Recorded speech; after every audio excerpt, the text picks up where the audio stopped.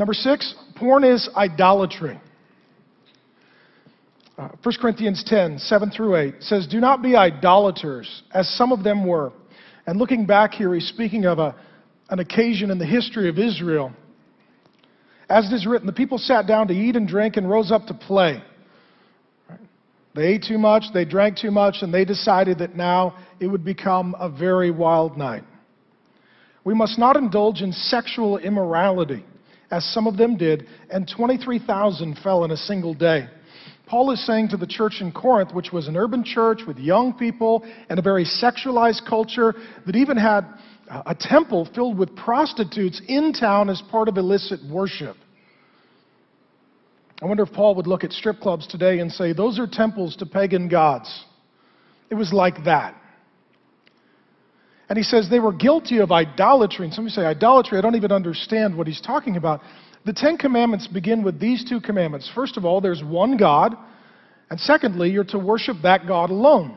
And worship of anyone or anything other than the God of the Bible is idolatry. And here's the truth. We're all worshipers. We are passionately giving ourselves away to someone, to something, to a cause, to a person, to an experience, to a pleasure, to a pursuit, to a passion. We give ourselves away. We give our money, our time, our energy. It's what we talk about. It's how our identity is formed. It's what we commit ourselves to. We're all worshipers. Christians, atheists, those who are members of other religions, all are worshipers. The only question is, who or what are you worshiping?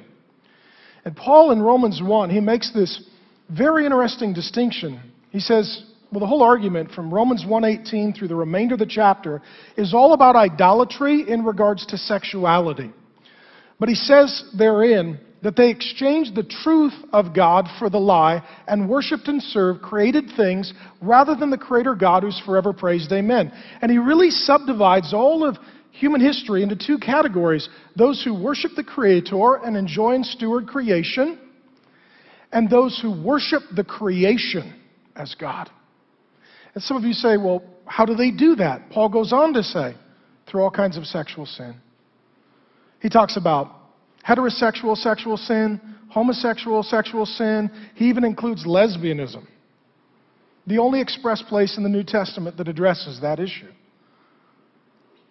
And what he's saying is, if you worship the creation instead of the Creator, you will find yourself being sexually consumed with sinful passions. Because there's nothing more beautiful that God made than the human body. There's nothing more pleasurable that God has given us than the human body. And if you worship created things, you will find yourself becoming perverted. And make no mistake, every time you see an image, lust in your heart, go surfing on the internet, you're worshiping. You're not worshiping the Creator. You're worshiping the created. And it's idolatry. And the issue goes deeper than just sexual orientation or preference.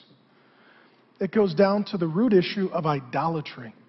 That you can't simultaneously worship Jesus Christ, the Creator God, and be into porn. You can't. You can't worship the Creator while worshiping the created. It's one or the other. So for some of you, your problem is not just behavioral. It's not that you just need to change the way you act.